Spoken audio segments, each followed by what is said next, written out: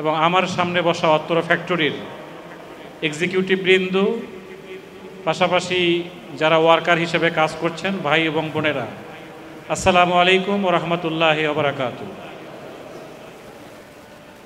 আমরা এইখানে বসে আপনাদের কেমন লাগছে? ভালো লাগছে না খারাপ লাগছে? তো ভালো লাগলে আমরা যিনি আমাদেরকে এখানে বসার সুযোগ করে দিলেন, আমরা তো এই প্রতিষ্ঠানে চাকরি না করে রাস্তায় রাস্তায় ঘুরতে পারতাম, কি এরকম হইতে পারতো না আমাদের জীবনে? তো যিনি আমাদেরকে রাস্তায় রাস্তায় ঘোরার পরিবেশ থেকে অন্তত এইটুকু জায়গায় এরকম একটা পরিবেশে যিনি বসার তৌফিক দিলেন, তিনি কি আল্লাহ না অন্য কেউ? আল্লাহ। সেই আল্লাহর আমরা শুকরিয়া আদায় করি, সকলে পড়ি আলহামদুলিল্লাহ। দরুদ এবং সালাম আমাদের প্রিয় নবী মুহাম্মদুর রাসূলুল্লাহ সাল্লাল্লাহু আলাইহি ওয়াসাল্লামের ওপরে। তো এখন দুপুরবেলা আপনারা সবাই লাঞ্চে যাবেন। আমরা আচ্ছা, আপনারা সবাই লাঞ্চে যাবেন, আমরা একটু কষ্ট দেব আপনাদেরকে। আসলে আমাদের জীবনটা একটা চাকার মতো ঘুরতেছে। আমার কথা কি সবাই শুনতে পাচ্ছেন? সামনে পিছনে সবাই শুনতে পাচ্ছেন? আমাদের জীবনটা কিন্তু একটা চাকার মতো ঘুরছে। দেখেন, কয়দিন আগে আপনি নিজেই আপনার মায়ের কোলের বাচ্চা ছিলেন, এখন অনেকেই আপনারা বাচ্চার মা হয়ে গিয়েছেন। আমি ছেলে সন্তান হিসাবে কয়দিন আমার বাবার হাত ধরে দৌড়াইছি, এখন আমার সন্তান আমার পিছনে দৌড়ায়। এই যে সময়টা আমাদের জীবনে আসতেছে এবং যাচ্ছে, এর মধ্য দিয়ে মূলত আমরা, আপনি খেয়াল করে দেখেন যে আমাদের প্রত্যেক দিন জীবনের এই চাকাটা কিন্তু ঘুরছে। এবং আমরা যে এই পৃথিবীতে বসে কাজ করছি ফ্যাক্টরিতে, আপনারা বুঝতে পারতেছেন কি না, এই পৃথিবীটাও কিন্তু ঘুরছে, খুব দ্রুত গতিতে ঘুরছে। এই পৃথিবীটা পুরোটাই ঘুরছে কন্টিনিউ। এই ঘোরার কারণে কখনো রাত হয়, কখনো দিন হয়। সূর্য কিন্তু সূর্যের জায়গায় আছে, কিন্তু আমরা ঘুরতে ঘুরতে কখনো অন্ধকারে পড়ে যাচ্ছি, আবার ঘুরতে ঘুরতে কখনো আলোর মধ্যে চলে আসতেছি। তো এই যে আমাদের জীবনটা ঘুরছে, আপনি দেখেন ঘুরতে ঘুরতেই একদিন আপনার আমার ব্যাপারে খবর আসবে যে আমরা দুনিয়াতে আর নাই। কে এরকম ঘটনা ঘটতে পারে না? কি পারে কি না বলেন? পারে। শুধু পারে না, এটাই ঘটতেছে। আপনারা একটা মানুষের নাম বলতে পারবেন যে আপনাদের গ্রামে অথবা আপনাদের এলাকায় একজন মানুষ আজকে 200 বছর ধরে বেঁচে আছে, ওর খোঁজ খবর নেওয়ার কেউ নাই? এরকম একজন মুরব্বী অথবা একজন বুড়ো মানুষ বা একজন মহিলা মানুষ 200-300 বছর ধরে এখনো বেঁচে আছে। শুধু বাংলাদেশ না, আফ্রিকার জঙ্গলে আছে। ওই লোকটার দিকে তাকাবার কারো কোনো খবর নাই, নিতে পারতেছে না খবর। এরকম কোনো তথ্য কি আমাদের কারো কাছে আছে? তার মানে আমরা কোনো একটা সিসি ক্যামেরার আন্ডারে সবাই আছি। আমাদেরকে কেউ না কেউ ঘুরাচ্ছে, আমাদেরকে কেউ না কেউ আমাদের জীবনটার গতিবিধি খেয়াল করছে। সিসি ক্যামেরায় যেমন কে ঢোকে আর কে বের হয়, ফ্যাক্টরির গেটে সব দেখা যায় না এটা? তাহলে আমরা প্রত্যেক মুহূর্তে কি করছি, কোথায় যাচ্ছি, কোথায় ঘুমাচ্ছি, কোন সময় আমার লাইফ টাইমটা শেষ হয়ে যাবে, এইটা কারো না কারো হাতে একটা রিমোট আছে। কি এটা বিশ্বাস করেন কি না আপনারা? এই রিমোটটা কার হাতে বলেন তো দেখি? আল্লাহর হাতে। তাহলে আমরা কি সবাই মনে করি যে আল্লাহ নামে একজন কেউ আছেন? এটা মনে করি তো আমরা সবাই।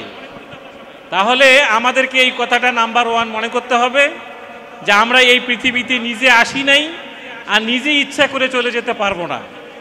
আমরা একজনের দয়ায় এসেছি, ওই তারই দয়ায় আবার আমাদের এই দুনিয়া থেকে চলে যেতে হবে। এইভাবে মাঝখানে আমরা চাকরি করব, রিটায়ারমেন্টে যাব, আমরা কেউ চাকরি ছাড়া থাকবো, কেউ ধনী হবে, কেউ গরিব হবে, কেউ জুতার মুসি হবে, কেউ সবজির দোকানে সবজি বিক্রি করবে, কেউ বাদাম বিক্রি করবে, কেউ ব্যাংকের ম্যানেজার হবে, কেউ চেয়ারম্যান হবে, কেউ ফ্যাক্টরির মালিক হবে, কেউ বাড়িওয়ালা হবে, কেউ ভাড়াটিয়া হবে। এই নিয়েই তো আমাদের জীবনের চাকা ঘুরছে, কি ঠিক না? এখন এই অবস্থায় দেখেন, আমাদের জীবনটা যদি চলে যায়, শেষ হয়ে যায়, তো শেষ হওয়ার পরে কি আমরা একবারই শেষ হয়ে গেলাম, নাকি শেষ হওয়ার পরে আরেকটা জীবন শুরু হবে? কি আমরা কি মনে করি? শেষ হয়ে যাওয়ার পরে আর একটা জীবন শুরু হবে। মজার বিষয়, আজকে আমি এই বিষয়টা চিন্তা করলাম, আপনি যদি এখান থেকে বোট বাজারে যান, অথবা গাজীপুর চৌরাস্তায় যান, অথবা আপনি টঙ্গীতে যান, আপনার কোনো না কোনো একটা বাসের মধ্যে উঠতে হবে না? এই বাসে উঠার পরে আপনি যখন টঙ্গীতে নেমে গেলেন, তখন কিন্তু বাসটা চলে গেল। তার মানে আপনি উঠেছিলেন আবার নেমে গেলেন, যে গাড়িতে উঠছিলেন এই গাড়ি আপনাকে ছেড়ে চলে গেছে। আমাদের জীবনের বডিটা যেটা, আমাদের এই যে মৃত্যু দেহ যেটা, আমাদের জীবন কিন্তু থাকবে। এই জীবনটা বহন করার জন্য আমাদেরকে একটা বডি দেওয়া হয়েছে। এই জীবনটা এখন এই বডিতে ভর করে চলছে। যেদিন টাইম ওভার হয়ে যাবে, আপনার বডিটা আপনার জীবন থেকে বের হয়ে যাবে, তখন আপনি আর কেউ নাই, আপনার জীবন চলে গেছে এক জায়গায়, যেখান থেকে আসছিল সেখানেই চলে গেছে। আপনার মাঝখানের বডিটা একটা বাসের মতো, সে আপনাকে উঠাই নিয়েছিল যাত্রী হিসেবে, এখন আপনাকে নামাই দিল, সে তার ডেড বডি হয়ে গেল। এটাকে মৃত্যু দেহ বলে, এটাকেই আমরা লাশ বলি। আজকে সকালেও ফজরের নামাজের পরে আমি একটা জানাজা পড়েছি, ওই জানাজাতে অনেকক্ষণ কথা বলেছি আমি। তো এখন দেখেন যে আমাদের এই জীবনটা আমাদেরকে একটা পর্যায়ে, আমাদের এই জীবন আমাদের বডি থেকে নেমে যাবে, আমাদের মৃত্যু দেহ পড়ে থাকবে। হতে পারে রাস্তায় কোনো অ্যাক্সিডেন্টে পড়ে থাকতে পারে, হতে পারে সাগরের কোনো পানিতে আমি ডুবে মরে যেতে পারি, হতে পারে বিছানাতে আমি স্বাভাবিক মৃত্যু হলো, অথবা আমার হার্ট স্ট্রোক হয়ে গেল। কিন্তু যেভাবে হোক আপনার আমার একটা টাইম ঠিক করা আছে। এই টাইমটা একটা মোমবাতির মতো। মোমবাতিকে আমরা চিনি তো সবাই নাকি? একটা মোমবাতি জ্বালানোর পরে মোমবাতিটা আস্তে আস্তে কমে যায় না বেড়ে যায়? একটা এত বড় এক হাত মোমবাতি, যত মোটা মোমবাতি হোক, মোমবাতি যখন জ্বালাই দিবেন তখন এটা গলতে গলতে গলতে গলতে একটা পর্যায়ে মোমবাতিটা শেষ হয়ে যাবে। কি কথা ঠিক না? এটা একটা বরফের মতো, আপনার জীবনটা একটা বরফের মতো। আপনি বরফ, আইসক্রিমের দোকানদার যদি কখনো চিৎকার করে বলে যে তোমরা তাড়াতাড়ি আমার আইসক্রিমগুলো কিনে নাও, এটা যদি তোমরা না কেনো আমার পুঁজি আস্তে আস্তে গলে যাবে, শেষ হয়ে যাবে।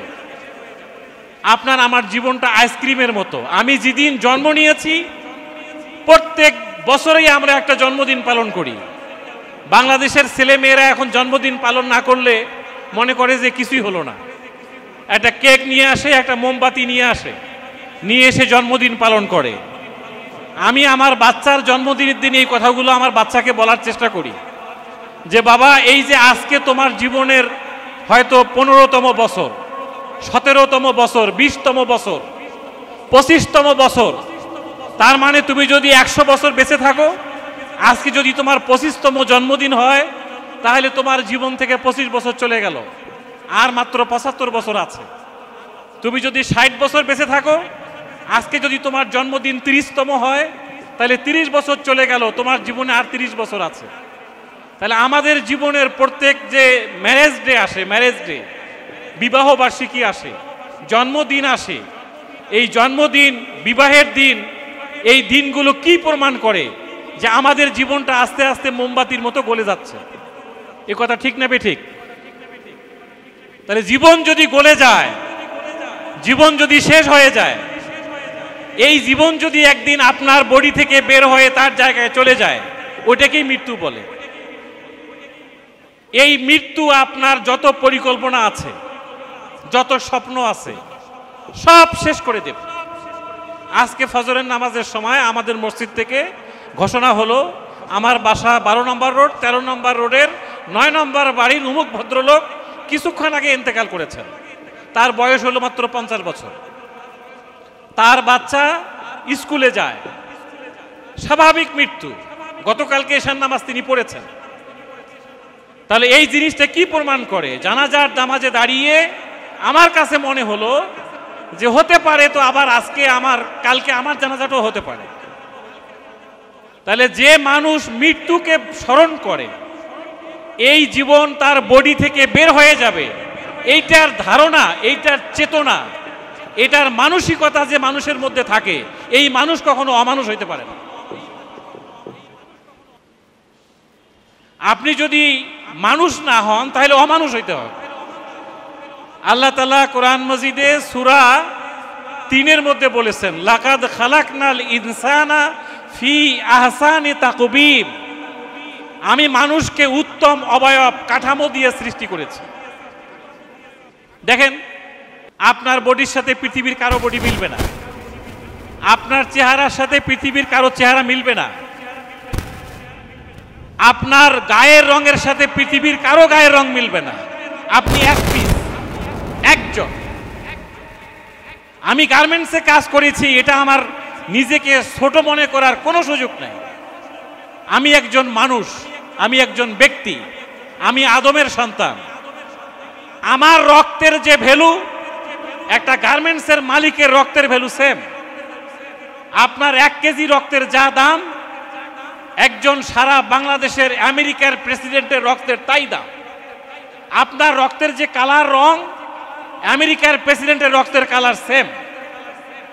তাহলে আপনার অসহায় থাকার কোনো কারণ দেখি না আমি, দুঃখ কষ্টে থাকার মধ্যে কোনো কারণ নেই। আল্লাহ আমাকে পৃথিবীতে পাঠিয়েছেন, আমার রিজিকের ব্যবস্থা আল্লাহর কাছে আছে। আল্লাহ আমাকে এমনি এমনি ছেড়ে দেন নাই। আমি কোথায় খাবো, কি পরবো? আল্লাহ তাআলা সূরা বালাদে বলেছেন, কুতিলাল ইনসানু মা আকফারা, মানুষের জীবনের চাকা যে ঘুরছে, মানুষ কি করে এভাবে আত্মভোলা হয়ে যায়? এই মানুষটাই তো কিছুক্ষণ পরে খবর হবে যে সে মারা গেল। এই যে আমাদের পাশে আইইউটি আছে না, এখানে আইইউটির নাম শুনেছেন? জাতীয় বিশ্ববিদ্যালয়ের পরের বিশ্ববিদ্যালয়টা, ইসলামিক ইউনিভার্সিটি অফ টেকনোলজি, অনেক বড় ইউনিভার্সিটি। এখানে অনেক বিদেশি বাচ্চা লেখাপড়া করে। এখানকার ভাইস চ্যান্সেলর একসময় দেশের বাইরের ছিল, আমাদের বুয়েট থেকে পাস করা যিনি ভাইস চ্যান্সেলর। এই ইউনিভার্সিটির পিকনিকের গাড়ি বনভোজনে গেছে, পিকনিক করতে গেছে। সামনের গাড়ি পার হয়ে গেছে, পিছনের গাড়ির সাথে উপরের কারেন্টের তার কানেক্ট হয়ে গেছে, বিদ্যুতের তার কানেক্ট হওয়ার পরে গাড়ি যখন যাচ্ছে না, ছেলে পেলে গাড়ি ধাক্কা দিতে যেয়ে গাড়ির সাথেই বিদ্যুতের সাথে বিদ্যুতায়িত হওয়ার পরে 3টা ছেলে পরপর মারা গেছে। এই ইউনিভার্সিটি পড়া অবস্থা। এটা গত বছরের ঘটনা। 6 মাস বন্ধ ছিল ইউনিভার্সিটি এই কারণে। তাহলে আপনি বলেন, ইউনিভার্সিটির ছাত্র হোক আর গার্মেন্টসের কর্মী হোক, জীবন মৃত্যুর জায়গা কিন্তু একটাই। আপনি বলেন, যদি বাংলাদেশের প্রেসিডেন্ট মারা যায়, তার জন্য কি আলাদা গায়ের কাপড় আছে নাকি? তার কবরটা কি অন্য রকম? একই রকম, একই গায়ের কাপড়, একই সিস্টেম। আপনারা অনেকেই মনে করেন এখন মোবাইলের যুগ, এখন ইন্টারনেটের যুগ, এখন কি আগের দিন আছে? বলেন, আজ থেকে 100 বছর আগে যে লোকটা মারা গিয়েছিল, তাকে যেভাবে দাফন কাফন করা হয়েছে, আজকে মারা গেলে কি দাফন কাফন ভিন্ন হয়ে গেছে? তাহলে যত বড় ইন্টারনেটের যুগ হোক, যত বড় কম্পিউটারের যুগ আসুক, যত বড় মোবাইলের যুগ আসুক না কেন, আপনার আমার দাফন কাফন এক সিস্টেমে হবে। আজ থেকে আপনার দাদার দাদা যে মারা গিয়েছিল, আপনার নানার নানা যে মারা গিয়েছিল, তাকে যেভাবে দাফন কাফন হয়েছে, আপনার পরের প্রজন্মের পরের প্রজন্মের পরের প্রজন্ম সেও মারা গেলেই সেম স্টাইলে দাফন কাফন হবে। কোন ইন্টারনেটের যুগ এসে আপনার দাফন কাফনের কোনো পরিবর্তন করতে পারবে না। আমার কথা কি বোঝা যায়? তাহলে এখন বলেন, আমাদের এই জীবনের চাকা যে ঘুরছে, আমরা কি মানুষ হব না অমানুষ হব? মানুষ হতে হবে। মানুষ হওয়াটাই হচ্ছে মানুষ।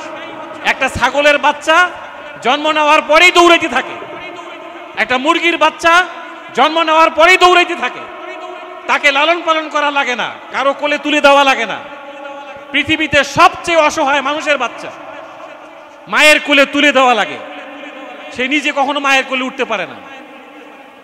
এমনকি সিজারিয়ান বাচ্চা যেগুলো, সেগুলো মা একদিকে সিজারের ব্যথায় চিৎকার করছে, আর একদিকে মায়ের কাছে ওই বাচ্চাটাকে আরেক মহিলা, তার খালা অথবা তার মা, তার নানি তার পাশে নিয়ে এসে ওই বাচ্চাকে বুকের কাছে দিচ্ছে। সবচেয়ে অসহায় সৃষ্টি মানুষ। আবার আল্লাহ কোরআনে বলেছেন, সবচেয়ে উত্তম সৃষ্টি হচ্ছে মানুষ। ছাগলের বাচ্চা আর মানুষের বাচ্চা এক হইতে পারে না। একটা পশু পাখি, তার প্রস্রাব পায়খানা, তার ঘুমানো, তার চলাফেরা, একটা কুকুরের বাচ্চা তার চলাফেরা, তার খাওয়া দাওয়া, তার হাঁটাহাঁটি আর একটা মানুষ কখনো এক হতে পারে না। ছাগলের বাচ্চার সাথে আপনার জীবন মিলাই নিলে হবে না, কুকুরের বাচ্চার সাথে আপনার জীবনকে মিলাই নিলে হবে না। একটা কুকুর যে কোনো জায়গায় যায় যে কোনো কাজ করতে পারে, একটা মানুষ কখনো যে কোনো জায়গায় যায় যে কোনো কাজ করতে পারে না। কি কথা ঠিক না? তাহলে আপনার আমার জীবনটা ব্যতিক্রম হওয়া লাগবে, আলাদা হইতে হবে। পশু পাখি প্রস্রাব পায়খানা করে, আমিও প্রস্রাব পায়খানা করি, কিন্তু এক হইতে পারবে না। আপনার প্রস্রাব পায়খানার একটা নিয়ম আছে, সিস্টেম আছে।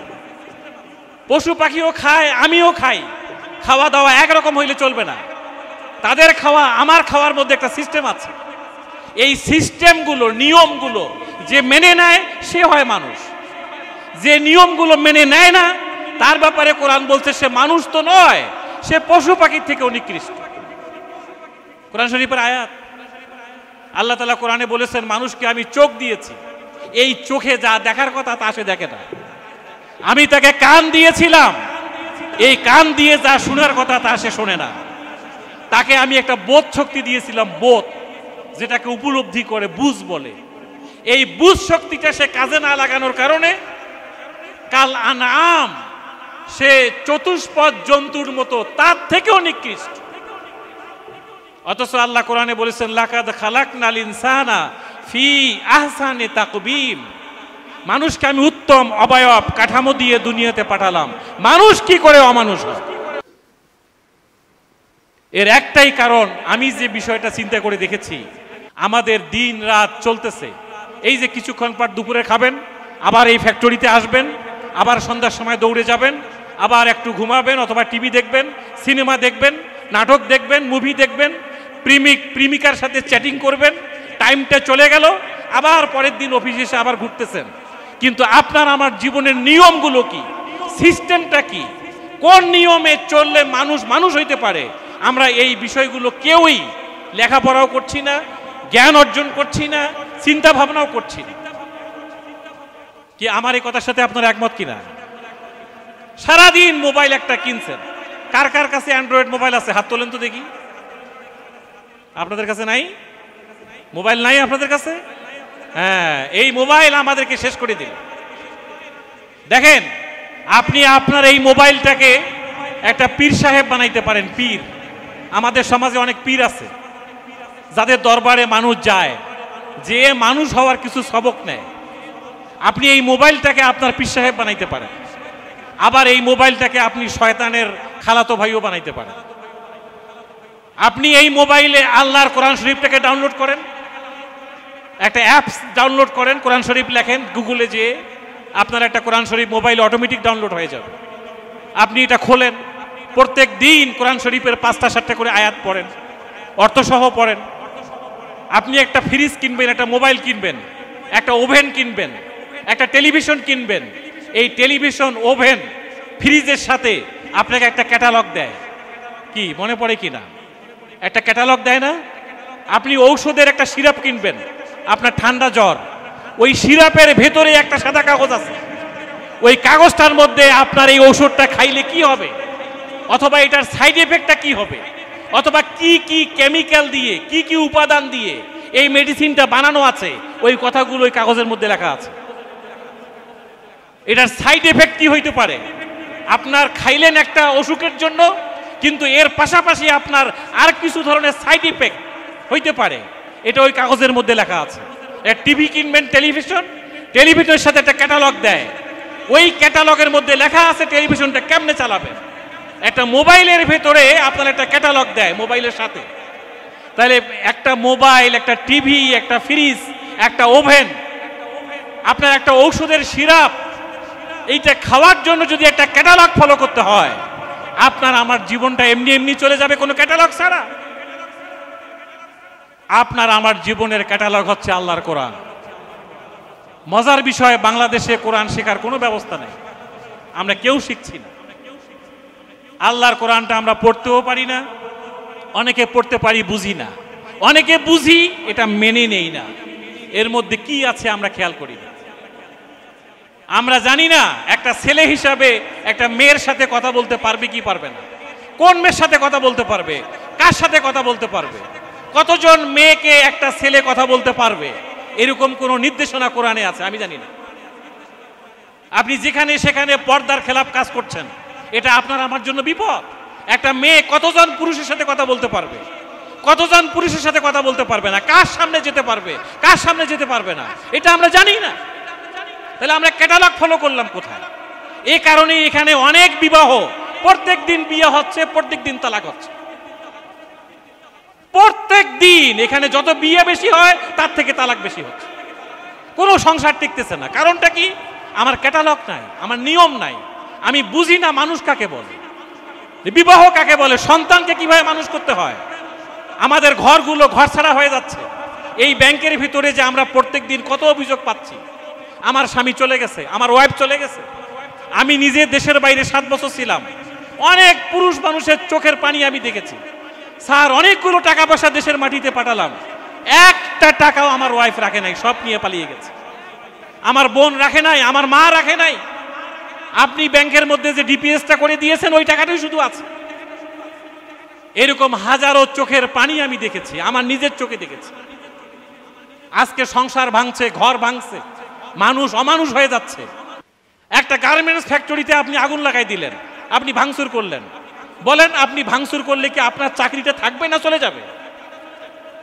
আপনি কিভাবে ভেঙে ফেলতে চান? আপনাকে তো গড়তে হবে। আজকে ইরান এবং ইসরায়েল যুদ্ধ হচ্ছে। আজকে সকালবেলা আমি খবর পেয়েছি ইরান ইসরায়েলের যুদ্ধে যুদ্ধবিরতির সম্মতি হয়েছে। তারা দুই পক্ষে এখন একমত হতে চাচ্ছে, আপাতত যুদ্ধ বন্ধ। কেন? আমরা যেভাবে বোম্বিং করছি, এই বোম্বিংয়ে মানুষ মরছে, বিল্ডিং ভেঙে যাচ্ছে, ফ্যাক্টরি নষ্ট হয়ে যাচ্ছে, মানুষের সমস্ত অফিস আদালত বন্ধ হয়ে যাচ্ছে, মানুষকে রাস্তায় রাস্তায় ঘুরতে হবে, কাদা পানি খেয়ে থাকতে হবে, পচা গন্ধ পানি খেয়ে থাকতে হবে। এই ফিলিস্তিনের বাচ্চারা ঘাস খেয়ে থাকে, ঘাস। ভাত পাবে কোথায়? কোনো ত্রাণ নাই, কোনো চিপসের প্যাকেট নাই, কোনো আইসক্রিম নাই, কোনো ত্রাণের কোনো খাবারের প্যাকেট নাই। কারণটা কি? সব শেষ হয়ে গেছে। এই পৃথিবীতে এমনও দেশ আছে, আফ্রিকার অনেক দেশের নাম আমি জানি, গরু যেখানে প্রস্রাব করে, গরুর প্রস্রাবের জায়গায় মুখ লাগায় থাকে, কখন প্রস্রাব করবে এটা সে পানি হিসাবে খাবে। এই পৃথিবীতে মানুষ এই অবস্থায় আছে, পুষ্টিহীনতায় ভুগছে আফ্রিকায়। খবর নেন, দেখেন। আমি নিজে দেশের বাইরে 7 বছর ছিলাম। তাহলে আল্লাহ তাআলা আমাদেরকে এই জায়গার মধ্যে যে কর্মসংস্থানের ব্যবস্থা করে দিয়েছে, আমরা কি আল্লাহর শুকরিয়া আদায় করব না? সকলে আমরা কি পড়বো? আলহামদুলিল্লাহ। কি পড়বো আমরা? আলহামদুলিল্লাহ। আমি আপনাদেরকে কয়েকটা পরামর্শ দিতে চাই। আপনারা এই কথাগুলো হয়তো অনেকবার শুনেছেন, তবে আমি কয়েকটা পরামর্শ দিতে চাই। 1 নম্বর, আপনারা এই ফ্যাক্টরিতে জব করছেন, এই ফ্যাক্টরির মালিকদের সাথে আমাদের কন্টিনিউ কথা হয়। আপনাদের টোটাল স্যালারি, বেতনের সমস্ত ব্যবস্থা ওনারা যে পেরেশানির সাথে করেন, আমি ওনাদের পেরেশানি দেখেছি, অস্থিরতা দেখেছি। আমাদের অফিস টাইমের পরেও আমাদেরকে ওনারা যে অফিসে বসে থাকেন, স্যার আজকে যদি এই টাকাটা আপনারা না দেন, আমরা যদি নিতে না পারি, এই লোকদের বেতন দিতে পারবো না। তাদের পেরেশানি দেখে আমার কাছে মনে হয়েছে তারা এমপ্লয়ি বান্ধব, তারা আপনাদের পক্ষের লোক, তারা চায় যে আপনাদের বেতন দিয়ে তারা সন্তুষ্ট থাকতে চায়। এই কথাটা ঠিক না ঠিক বলেন? এই জন্য আমি আপনাদেরকে বলবো, আপনাদের যদি কোনো দিন কখনো বেতন পাইতে অথবা বেতনের টাকা নিতে কোনো অসুবিধা হয়, আমি ব্যাংকের ম্যানেজার বলতেছি, এখানে ব্যাংকের অফিসাররা আছেন, আপনারা আমাদের টেলিফোন নাম্বার রাখবেন, আমাদের কাছে আসবেন, কথা বলবেন। কি কারণে স্যার ফ্যাক্টরি স্যালারিটা দেরি হচ্ছে? এটা তো একটা বিদেশি পেমেন্ট এখানে আসে, আসার পরে সে টাকাটা নিয়ে এসে আপনাদেরকে দেওয়া হয়। তাহলে আমরা কি এই স্যালারি 2-1 দিন আগে পরে হলে আমরা কি ফ্যাক্টরিতে গন্ডগোল করব, নাকি ফ্যাক্টরিতে স্বাভাবিক থাকবো? কি বলেন? ঠিক থাকবো? আমরা স্বাভাবিক থাকতে হবে আমাদেরকে, কোনোভাবেই পরিবেশ নষ্ট করা যাবে না। পরিবেশ নষ্ট হওয়াটা কোনোভাবেই ভালো লক্ষণ নয়। আবার আমি ফ্যাক্টরির মালিকদেরকেও বলবো, আমাদের নবী বলেছেন, কোন শ্রমিকের গায়ের ঘাম শুকাবার আগেই তার পারিশ্রমিক দিয়ে দাও। আমার যতটুকু মনে পড়ে, আপনাদের টাকা মেরে দিয়ে ওনারা গাড়ি বাড়ির মালিক হয়ে গেছে, আরাম আয়েশে জীবনযাপন করছে, আমার কাছে এটা মনে হয় না। ওরা যদি আপনার জন্য কষ্ট করে, আপনি কি তার জন্য কষ্ট করবেন না? আমিও তো একটা প্রতিষ্ঠানে চাকরি করি, আমিও কিন্তু চাকর। আমার প্রতিষ্ঠানের আমরা হাজারো সমস্যা ফেস করতেছি। আমাদের গত বছরের বোনাস এখনো এবছর দেওয়া হয় নাই। আমি ইসলামী ব্যাংকের ম্যানেজার বলতেছি, আমাদের গত বছরের বোনাস এখনো আমাদেরকে দেওয়া হয় নাই। আমরা আজ পর্যন্ত একটা মিছিলও করি নাই, একটা স্লোগান দেই নাই। কেন? আমরা এই প্রতিষ্ঠানটাকে ভালোবাসি। আমার যদি আগামী গত বছরের বোনাস এবছর নাও দেয়, এবছরের বোনাস যদি আগামী বছরও নাও দেয়, আমি যেহেতু এই প্রতিষ্ঠানকে ভালোবাসি, আমি এই প্রতিষ্ঠানের জন্য কাজ করেই যাব।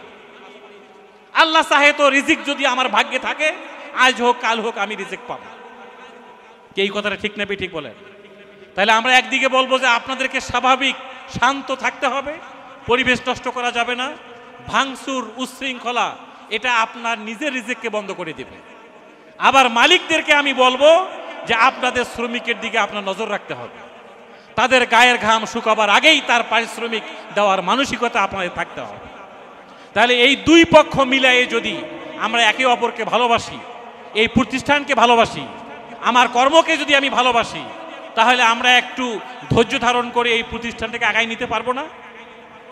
কি পারবো কিনা বলেন? আমার ব্যাংকের পাশেই সামাদ সোয়েটার নামে একটা ফ্যাক্টরি আছে, ওই ফ্যাক্টরিটাও আমাদের সাথে অ্যাকাউন্ট, তাদের স্যালারি বেতন আমাদের ব্যাংক থেকে আমরা দিই। আমি ওই প্রতিষ্ঠানের ভিতরে যে অনেক ওয়ার্কারকে জিজ্ঞেস করেছি, ওরা বলেছে স্যার ওনারা যদি 6 মাসও আমাদেরকে বেতন না দেয় আমরা কিচ্ছু বলবো না। এদের মতো মানুষই হয় না, এরকম মানুষ হয় না, এরা এত বেশি আমাদেরকে ভালোবাসে। তাহলে আপনারাও খেয়াল করবেন যে আপনার কোম্পানির মালিক আপনাদের টাকা মেরে দিয়ে কি তারা গাড়ি বাড়ির মালিক হয়ে যাচ্ছে? তারা কি আরাম ফুর্তিতে আছে? যদি মনে করেন যে না তারা আমাদের জন্য কষ্ট করছে, একটা বিদেশ থেকে পেমেন্ট আসলে 2-1 দিন সময় লাগে, একটু ধৈর্য ধরি। আমরাও তো অনেকে দোকানের টাকা টাইম মতো দিতে পারি না, বাড়ির ভাড়া টাইম মতো আমরাও তো দিতে পারি না। কি এরকম সমস্যা সবার জীবনে হয় না? আপনি হয়তো 2000 টাকা, 3000 টাকা, 5000 টাকা, 7000 টাকায় ভাড়া থাকেন, অনেকেই 50, 60, 70, 80,000 টাকা দিয়েও ভাড়া থাকে। আপনার যে কষ্ট ওদের একই কষ্ট। তাহলে আমরা এই কষ্টটাকে মেনে নিয়ে আমরা এই প্রতিষ্ঠানটাকে ধরে রাখবো ইনশাআল্লাহ। কি বলেন? এটা গেল 1 নম্বর কথা। 2 নম্বর আমি বলবো আপনাদেরকে সালাম দেওয়া শিখতে হবে। কি দেওয়া শিখতে হবে? সালাম। সালাম শব্দের অর্থ কি? আসসালামু আলাইকুম ওয়া রাহমাতুল্লাহি ওয়া বারাকাতুহু অথবা আসসালামু আলাইকুম। এই সালামের 2টা অর্থ। সালামের অর্থ কয়টা? 2টা। 1 নম্বর হলো শান্তি, 2 নম্বর হলো নিরাপত্তা। সালামের অর্থ কয়টা? 2টা। 1 নম্বর কি বললাম? শান্তি। 2 নম্বর কি বললাম? নিরাপত্তা। আজকের পৃথিবীর মূল সমস্যা এটাই, শান্তিও নাই, নিরাপত্তাও নাই। 1000 কোটি টাকার মালিক শান্তি নাই, 1000 কোটি টাকার মালিক নিরাপত্তাও নাই। বলেন লক্ষ লক্ষ টাকার ব্রিফকেস ছিনতাইকারীরা নিয়ে যাচ্ছে না? নিরাপত্তা নাই, শান্তিও নেই। এই জন্য আপনি যখন কাউকে সালাম দিবেন তার মানে এই যে আমি আপনার কল্যাণ চাই, শান্তি চাই, আমরা দুজনের কাছে নিরাপদ। আমি সালাম দেব আবার উল্টা পাশে পিস্তল ধরবো, এটা হতে পারে না। বাংলাদেশের প্রত্যেকটা মানুষ যদি শান্তি এবং নিরাপত্তা এই চিন্তা করে একজন অপরজনকে সালাম দিত, একটা হত্যাকাণ্ড হতো, কেউ কারো বুকে পিস্তল ধরতো না, কেউ কারো 2 টাকা ছিনতাই করতো না। তার কারণ আমি সালাম দিয়ে বুঝাই দিলাম আমাদের দুজনের মধ্যে আমরা শান্তি চাই, আর দুজনের কাছে নিরাপদ। আমি আপনার বুকে পিস্তল ধরবো না, তার কারণ আপনি আমার ভাই, আপনি আমার বোন, আপনি আমার খালা, আপনি আমার আঙ্কেল, আপনি আমার স্যার। তাহলে 1 নম্বর আমরা প্রতিষ্ঠানকে পরিবেশ ধ্বংস করব না। 2 নম্বর আমি বললাম যে আমরা একে অপরকে কি দেব? সালাম দেব। কোন চেতনাকে সামনে রেখে? যে আমরা এই প্রতিষ্ঠানে শান্তি চাই, নিরাপত্তা চাই। শুধু এই প্রতিষ্ঠান না, আপনার বাসা বাড়ি, পাড়া প্রতিবেশী, অলি গলি, গ্রামে গঞ্জে যেখানেই যাকে সালাম দিবেন এই 2টা শর্ত সামনে রাখবেন। যে আমি আমরা যাকে জনসভায় নেতা সালাম দিল, তার মানে কি ওই জনসভার প্রত্যেকটা মানুষ তার কাছে নিরাপদ। সে কারো হিংসা চায় না, বিদ্বেষ চায় না, সে অশান্তি চায় না। এই হলো সালাম। 3 নম্বর আমি বলবো যে আপনারা এই চাকরির পাশাপাশি একটু জ্ঞান অর্জনের দিকে নজর দিতে হবে, লেখাপড়া করতে হবে। লেখাপড়ার কোনো বয়স নাই। আল্লাহর নবী বলেছেন জন্ম থেকে শুরু করে মৃত্যুর দিন পর্যন্ত লেখাপড়া করতে হবে। লেখাপড়া লেখাপড়া লেখাপড়া, এটার কোনো বিকল্প নাই। আর লেখাপড়ার মধ্যে সবচেয়ে উত্তম পড়া হচ্ছে আল্লাহর কোরআন পড়তে পারা। এই কোরআন শরীফের এই বইটা 6666টা আয়াত আছে, 114টা সূরা আছে, 30টা পারা আছে, 517টা রুকু আছে, 80,000 প্লাস শব্দ আছে। এই প্রত্যেকটা শব্দ, প্রত্যেকটা পারা, প্রত্যেকটা সূরা আপনাকে অর্থসহ জানার জন্য সিদ্ধান্ত নিতে হবে। আজকের পৃথিবীতে যারা বড় বড় রাষ্ট্রনায়ক, তারা অনেকেই এক সময় জুতার মুচি ছিল, অনেক সময় চায়ের দোকানে চা বিক্রি করত, অনেকে বাদাম বিক্রি করত। জুতার মুচি যদি জ্ঞান অর্জন করতে করতে রাষ্ট্রপ্রধান হইতে পারে, আপনি গার্মেন্টসের ওয়ার্কার থেকে জ্ঞান অর্জন করতে করতে একদিন গার্মেন্টসের মালিক হয়ে যেতে পারবেন। এটাই দুনিয়ার বাস্তবতা। আপনার মধ্যে যে মেধা আছে, যোগ্যতা আছে, কোয়ালিটি আছে, এটা অনেকের কাছে নাই। আমি তো মেয়েদেরকে বলবো এইভাবে টিভি দেখা বন্ধ করেন, মুভি দেখা বন্ধ করেন, নাটক দেখা বন্ধ করেন, সিনেমা দেখা বন্ধ করেন প্লিজ। কিয়ামতের ময়দানে প্রত্যেকটা মিনিটের হিসাব আল্লাহর কাছে দিতে হবে। একটা হাদিস বলি, কিয়ামতের মাঠে লা তাজুলু কাদামা ইবনে আদম হাত্তা ইউসআলা আন খামসিন, 5টা প্রশ্নের উত্তর না দেওয়া পর্যন্ত কোন ছেলে মেয়ে কিয়ামতের মাঠে এক কদম সামনে আগাইতে পারবে না। তার 1 নম্বর প্রশ্ন হচ্ছে, তোমাকে আমি 60, 70, 80, 90 বছরের জীবন দিয়েছিলাম, এই জীবনের প্রত্যেকটা মিনিট, প্রত্যেকটা ঘন্টা, প্রত্যেকটা দিন কোন খাতে ব্যয় করেছো জবাব দাও। আপনারা যমুনা সেতু পার হন না? উত্তরবঙ্গে কে কে আছেন এখানে? যমুনা সেতু পার হয়েছিলেন আপনারা? দেখবেন বাসটা যখন সামনে যায়, একটা টোকেন, একটা মানি, একটা টোকেন না দিলে, ওখানে আপনি ফি না দিলে আপনার বাস সামনে আগাইতে পারবে না। এখানে একটা ব্যারিকেড দেওয়া হয়। আপনি গুলিস্তান ফ্লাইওভার পার হইলেও দেখবেন ব্যারিকেড দেওয়া হয়। এই ব্যারিকেডটা কেন? যে আপনি আগে এই টোল না দিলে এই ব্রিজ পার হইতে পারবেন না। কিয়ামতের মাঠে টোল হলো 5টা প্রশ্ন। এই টোলের 1 নম্বর টোলটা হচ্ছে, তোমাকে যে আমি 60, 70, 80, 90 বছরের জীবন দিয়েছিলাম কোন খাতে ব্যয় করেছো বলো। বলেন কি বলবেন? আমি সিনেমা দেখছিলাম, নাটক মুভি দেখছিলাম, আর প্রেম করছিলাম, এগুলা বলবেন? পার হইতে পারবেন না, অসম্ভব। 2 নম্বর প্রশ্ন, তোমার এই জীবনের মধ্যে আমি একটা যৌবনকাল দিয়েছিলাম, আপনাদের এই বয়সটা যৌবনকালের বয়স, এই ব্যাপারেই কিয়ামতের মাঠে প্রশ্ন। যৌবনের উত্তাল তরঙ্গ কোন খাতে ব্যয় করেছো? মোবাইল দেখেছো? কোন ছবি দেখেছো? মোবাইলের মধ্যে কি ডাউনলোড করা ছিল? সূরা তাকাসুর পড়েন, একবারে শেষের আয়াত, সুম্মা লা তুসআলুন্না ইয়াউমাইযিন আনিন নাঈম। কিয়ামতের মাঠে সুম্মা লা তুসআলুন্না, অবশ্যই আপনাকে জিজ্ঞেস করা হবে আনিন নাঈম, যতগুলো নিয়ামত আল্লাহ আপনাকে দিয়েছিল।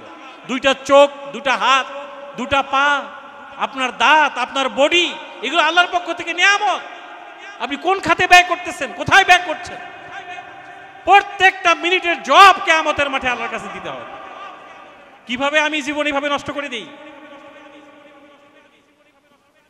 1 নম্বর প্রশ্ন হচ্ছে পুরো জীবন। 2 নম্বর, জীবনের মধ্যে একটা যৌবনকাল। 3 নম্বর হচ্ছে কিভাবে আয় করেছো, কিভাবে ব্যয় করেছো। 3 এবং 4, 4টা প্রশ্ন চলে গেল। আয় করার ক্ষেত্রে হালাল ভাবে করেছো নাকি হারাম ভাবে করেছো? আপনার বডিতে যদি 1টা টাকা হারাম রক্ত থাকে, আপনার কোনো নামাজ কালাম ইবাদত বন্দেগী কিচ্ছু কবুল হবে না।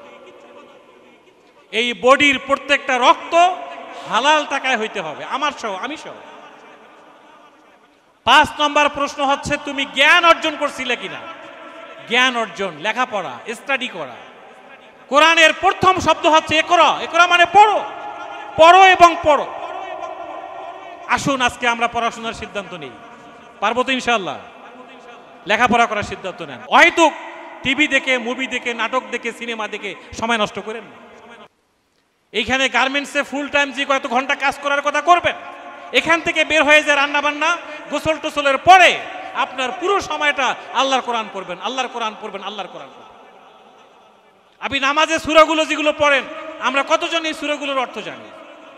আলহামদু সূরার অর্থ আজকে আমার এক অফিসার বলতেছে যে আলহামদু শব্দের অর্থটা আজকে আমি বুঝলাম, এই জীবনে বুঝি নাই। আমি আপনাদেরকে অনুরোধ করব, আলহামদু সূরা থেকে সূরা ফিল 11টা সূরা আছে এখানে। সূরা নাস, সূরা ফালাক, সূরা ইখলাস, সূরা লাহাব, সূরা নাসর, সূরা কাফিরুন, সূরা কাউসার, সূরা মাউন, সূরা কুরাইশ, সূরা ফিল। এই 10টা 11টা সূরা আপনি কি অর্থ সহ বলতে পারেন? অথচ জীবন কিন্তু চলে যাচ্ছে। এখনো কি আত্তাহিয়াতুর অর্থ আমরা জানি? দরুদ শরীফ দোয়ায়ে মাসুরার অর্থ কি আমি জানি? কিভাবে এই জীবনের পরিবর্তন হবে? হবে না। তাহলে 1 নম্বর আমি বলেছি এই প্রতিষ্ঠানের পরিবেশ রক্ষা করতে হবে। 2 নম্বর একে অপরকে সালাম দিতে হবে। 3 নম্বর আমি বলেছি আমাদেরকে একটু লেখাপড়া করতে হবে। 4 নম্বর যে কথাটা আমি বলবো সেটা হলো পরিবারে ঝগড়াঝাটি বন্ধ করতে হবে। অনেকে আমরা বংশ তুলে গালিগালাজ করি, এটা আমাদের বোনদের মধ্যে বেশি আছে। আমি যদি তোমার পরিবারে না থাকতাম এই পরিবারে জীবনেও চলতো না, আমি আছি বলি এই পরিবারটা টিকে আছে। কথাটা কি ঠিক বললাম? হ্যাঁ, আপনি আছেন দেখেই তো পরিবারটা ঠিক আছে, আপনি না হলে তো আসলে এই পরিবার চলতো না। কিন্তু আমি কোন বংশের মেয়ে তুমি এটা জানো? আমি জানি তো তুমি কোত্থেকে আসছো। কিন্তু ইসলাম কি বলে দেখেন, যে আমরা প্রত্যেকেই আদমের সন্তান, আদম থেকে আমরা আসছি, আমাদের আলাদা কোনো বংশ কোনো পরিচয় বলতে কিচ্ছু নাই, আমাদের সবার আদি পিতা আদম আলাইহিস সালাম। তাহলে আপনি কিসের বংশের অহংকার করছেন? আপনি কিসের বড়াই করতেছেন? এই জন্য পরিবারে ঝগড়াঝাটি বন্ধ করতে হবে এবং সরি বলা শিখতে হবে। এই সরিটাকেই আরবিতে বলে আস্তাগফিরুল্লাহ, আমরা ক্ষমা চাই। আমরা এখন থেকে আর ঝগড়া করব না। একজন কথা বললে আরেকজন চুপ থাকতে হবে, চুপ থাকবেন, সব ঠিক হয়ে যাবে।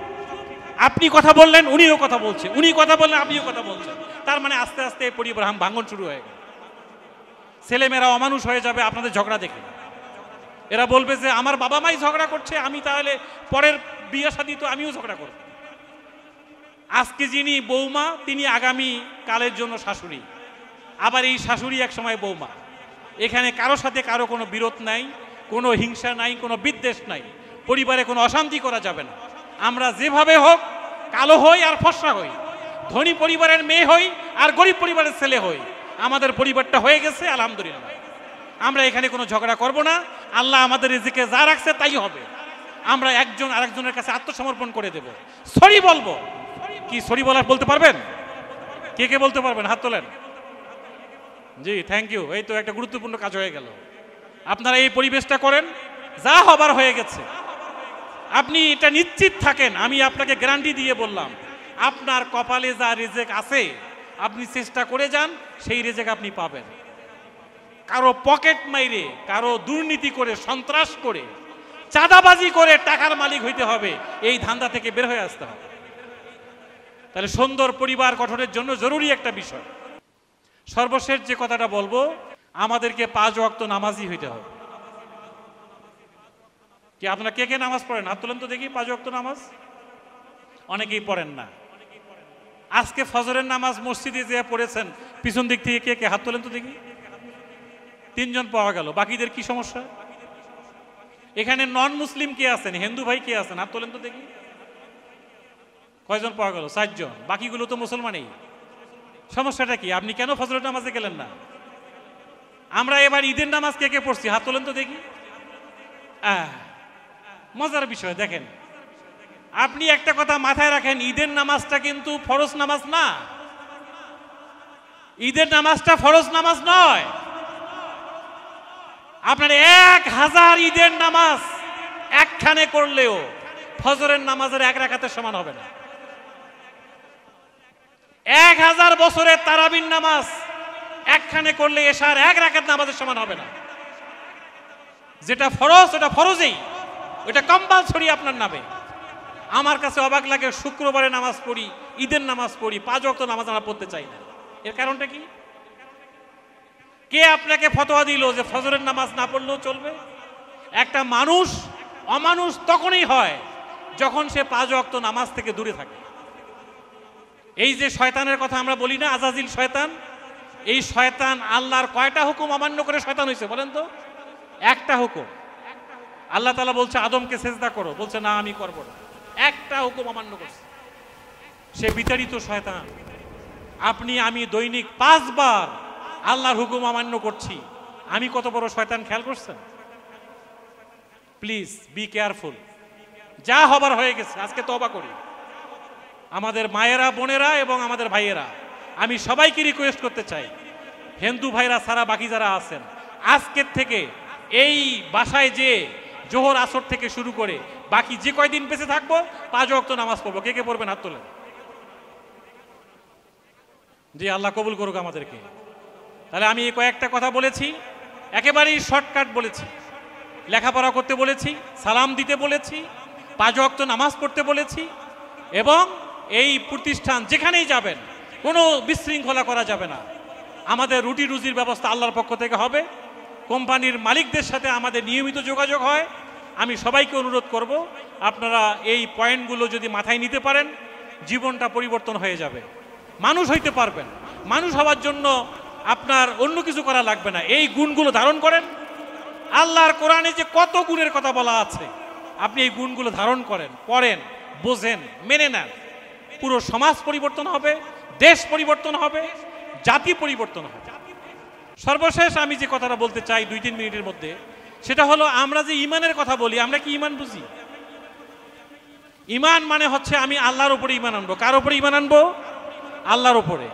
আল্লাহর উপরে ইমান আনা মানে আল্লাহর বিধানকে মেনে নেওয়া, আল্লাহর আইনকে মেনে নেওয়া, আল্লাহর হুকুমকে মেনে নেওয়া, আল্লাহর বিধানকে মেনে নেওয়া। এদেশের মানুষ নামাজ পড়ে, রোজা থাকে, হজ করে, জাকাত দেয়, বোরখা পরে, সালাম কালামও দেয়, কিন্তু আল্লাহর আইন মানতে চায় না। এটা আরেকটা পাগলামি। আইন মানতে হলে কার আইন মানতে হবে? আল্লাহ। আসুন আগামী দিনের বাংলাদেশে আমরা আল্লাহর আইন দেখতে চাই। যেহেতু এই জমিন আল্লাহর, আসমান আল্লাহর, এই সৃষ্টি আল্লাহর, তাহলে আইন চলবে কার? আসেন এই পয়েন্টগুলোকে সামনে রেখে আমরা এগিয়ে যাই, একটা নতুন বাংলাদেশের স্বপ্ন দেখি। আপনারা যদি আল্লাহর আইন এই সমাজে প্রতিষ্ঠিত করতে পারেন, আপনার রুটি রুজির ব্যবস্থা আল্লাহই ব্যবস্থা করে দেবে।